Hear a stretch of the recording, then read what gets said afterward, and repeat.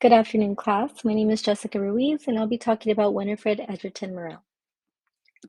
Winifred is known for being the first woman to graduate from Columbia University and for being the first American woman to receive a PhD in mathematics.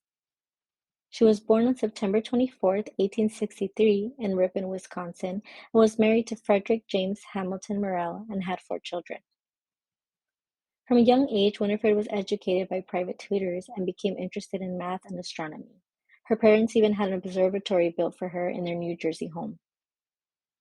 At age 16, Winifred received her bachelor's at Wellesley College, which was a private college for women in Massachusetts, and graduated with honors.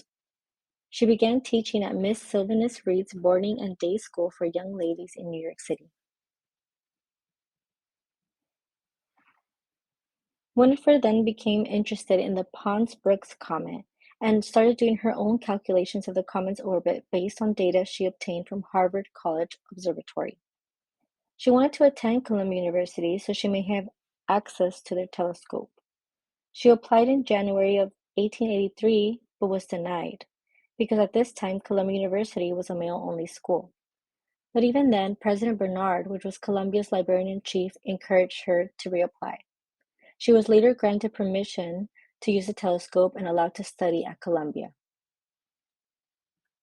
But this would only be the first hurdle Winifred would have to overcome.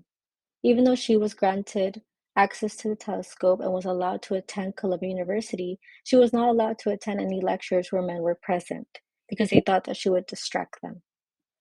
She was forced to learn strictly out of textbooks, and it was said that she felt so lonely that she would talk to her dolls.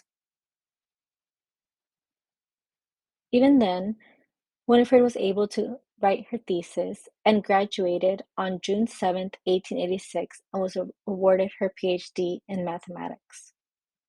It was said that during her commencement ceremony, there was so much round of applause that it lasted 2 minutes. Winifred continued to teach and became the vice principal 1 year after her graduation.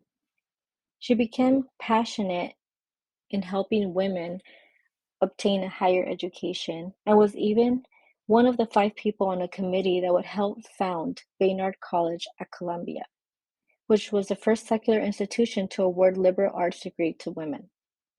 Unfortunately, she was forced to withdraw due to her husband's disapproval of her being in meetings held in men's offices in the city.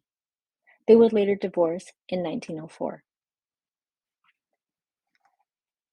Winifred became very active in women's education. In 1898, she was elected to the board of Wellesley College. In 1904, she became the principal of High Cliff Hall in New York City.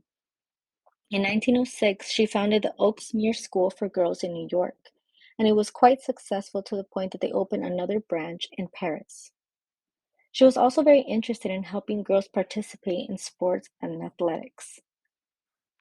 In Oaksmere School for Girls, she had a swimming pool and a track built in so the girls could practice.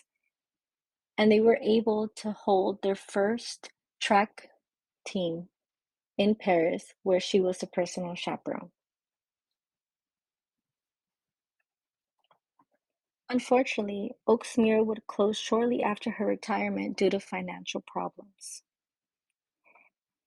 Even then, Winifred became a librarian at the Barbizon Hotel in New York City from 1928 to 1948, which was a 23-story building that provided housing to women who left home in search for a higher education.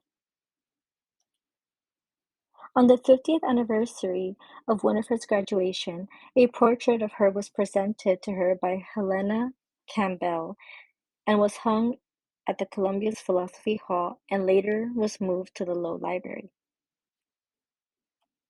Winifred has been an inspiration to many women, especially those who attend or have attended Columbia University. In 2018, the first She Opened the Door Women's Conference was held, which is a tribute to Winifred Edgerton Merrill.